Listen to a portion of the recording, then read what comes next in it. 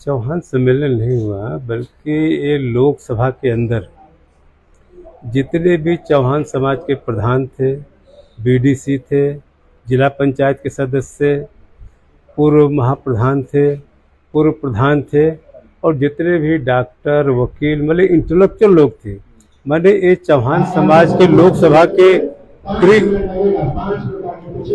Cream समाज के लोग थे। आप इसी से अंदाजा लगा सकते हैं, एक चौहान के लोकसभा लड़ने के बाद भी ये सारे जिले के सारे पुराने लोग भी, जितने जिम्मेदार समाज के लोग, सारे लोग यहाँ शिरकत किए। यही इस बात का सबूत है कि यहाँ पर डॉक्टर अरविंद राजभर जी भारी बहुमत से चुनाव जीत के पार्लियामेंट में जाएंगे और मोदी जी फिर तीसरी बार जो है इस देश के प्रधानमंत्री बनेंगे। आपने कहा कि मैले कुचले लोग हैं, लेकिन हीरा है। हीरा है ही है। मैं इस समाज में पैदा हुआ हूँ, मैं जानता हूँ कि देखने में सांवले लगेंगे, देखने में काले लगेंगे, लेकिन बहुत दिलवाले हैं। और यह लोग जो है मकान के हीरा समाज के लोग हैं, जो लोग यहाँ पे आए थे। इस पे आप कह नहीं सकते किसको चूमूं किसको छोड़ूं, ऐसा लगता है इस गली का सारा पत्थर हीरा लगता है। तो हीरा ये सब लोग थे और समाज के क्रीम समाज के लोग थे।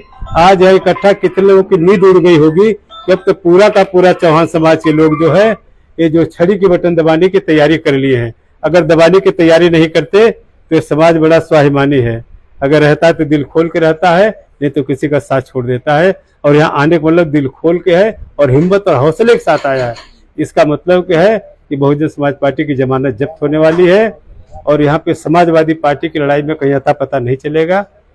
अरविंद राजभर जी भारी बहुमत से जीत के चुनाव यहाँ पे जाएंगे, क्योंकि चौहानों ने मन बना लिया। किसकी लड़ाई मान रहे हैं? बहुजन समाज पार्टी से अपनी लड़ाई? नहीं, किसी नहीं, जमानत मैंने कहा, जब बसपा तो पूरे प्रदेश में कहीं लड़ाई में नहीं है।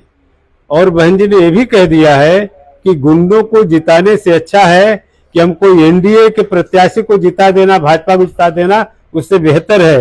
ये भी संदेश गया है। चौहान तो एक तरफा जो है कैंडिडेट होने के बाद बसपा ने बनाया था।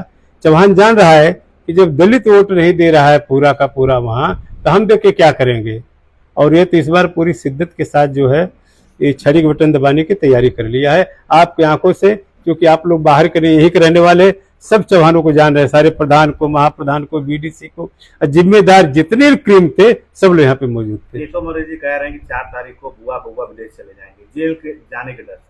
क्या जेल जाने वाले हैं 4 के बाद? अगर देखिए, ये सही है कि जिन लोगों ने आज़ादी के 70 साल तक गरीबों के हक पे डाका डालने का काम किया है, गरीबों के खून पसीने की कमाई को लूट करके अपने तिजोरी में बंद करने का काम किया है, ये सारे लोग, आपने देखा होगा अरविंद केजरीवाल को, वो भी एक नेता है, मुख्यमंत्री थे। अरविंद केजरीवाल बहुत ऑनेस्टी की बात करते थे। ऐसे लोग को भी जो ईडी जो है बिना मतलब का हाथ नहीं डालती, ऐसे लोग भी जेल गए हैं। तो मुझे लगता है कि मोदी जी ने कहा न खाऊंगा न खाने दूंगा, जितने लोगों ने लूटा है उनको मैं बख्शूंगा नहीं, सारे लोगों को मैं पैसा निकलवाने का काम करूंगा, ऐसे लोगों को जेल डलवाने का। उसमें जो भी नेता होगा, जो भ्रष्टाचार में लिप्त होगा, वो सारे लोग जेल के अंदर जाएंगे। मंत्री जी, विपक्ष बार बार संविधान समाप्त होने की बात कर रहा है और आगे 400 पार लोग कर रहे हैं संविधान समाप्त कर देंगे। देखिए, ऐसा है विपक्ष की बात, मैं तो बधाई देता हूँ इस देश के प्रधानमंत्री को और इस देश के सदस्य गृह मंत्री माननीय अमित शाह को। पहली बार हिंदुस्तान में 370 माननीय मोदी जी के नेतृत्व में एक कलम से माननीय गृह मंत्री जी ने 370 समाप्त करके पहली बार बाबा साहब का संविधान जो है पूरे देश में लागू हुआ, कश्मीर में भी लागू हुआ।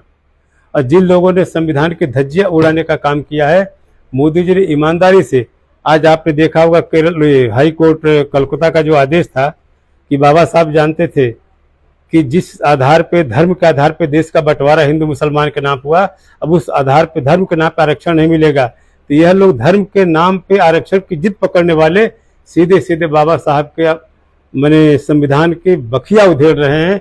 इसलिए मोदी जी ने कहा कि मेरे जीते बाबा साहब के संविधान को कोई हाथ नहीं लगा सकता है। संविधान पूरी तरीके से सुरक्षित हाथों में सुरक्षित रहेगा।